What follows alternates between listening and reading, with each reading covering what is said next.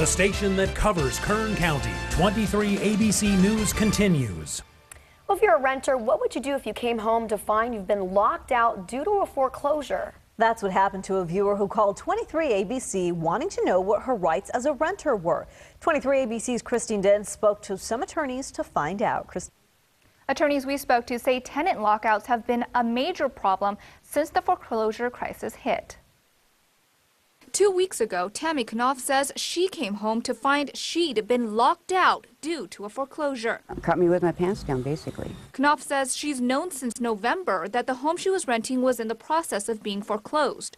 So we were moving things out in little increments. I figured I had all the time it took until I either got served or got all my stuff out. She claims she was applying for cash for keys with Altisource and was told she'd have until April 10 to vacate when someone changed her locks, even glued the keyholes, with her property still inside the home. No money for the cash for keys, no vacate premise, no 3-day, no 30-day, neither from the landlady or this company. Her stuff has since been cleared out, and Knopf says she feels violated. There's such an injustice going on. I don't know who's done this to me. They're doing it to secure their assets.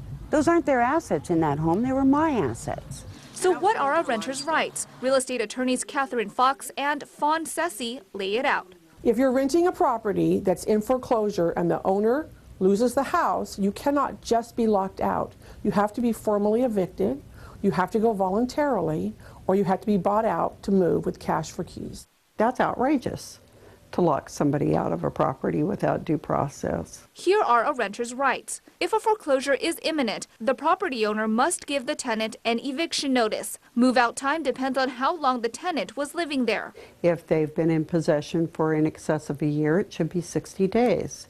If it's less, it's 30 days. The tenant must continue to pay rent unless the landlord says otherwise.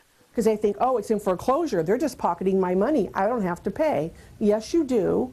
They still own that property legally until it's taken out of their name. The tenant can track the status of the foreclosure by going to the county recorder's office or hall of records to figure out when they need to leave. Once foreclosure is complete, the lender or new owner must give formal foreclosure notice, known as a 3-day notice to quit. If the tenant does not vacate within 3 days, the new owner can file an unlawful detainer or eviction. If the tenant's lease is breached by an eviction, the tenant can sue for damages, such as moving expenses. If they are locked out, they can file a police report, file a complaint at the DA's office, or sue. Both attorneys we spoke to say the property owner is morally obligated to warn the tenant of a foreclosure, but they're not legally obliged to do so. So if you start receiving foreclosure letters or notices in the mail, immediately go to your landlord to find out the situation.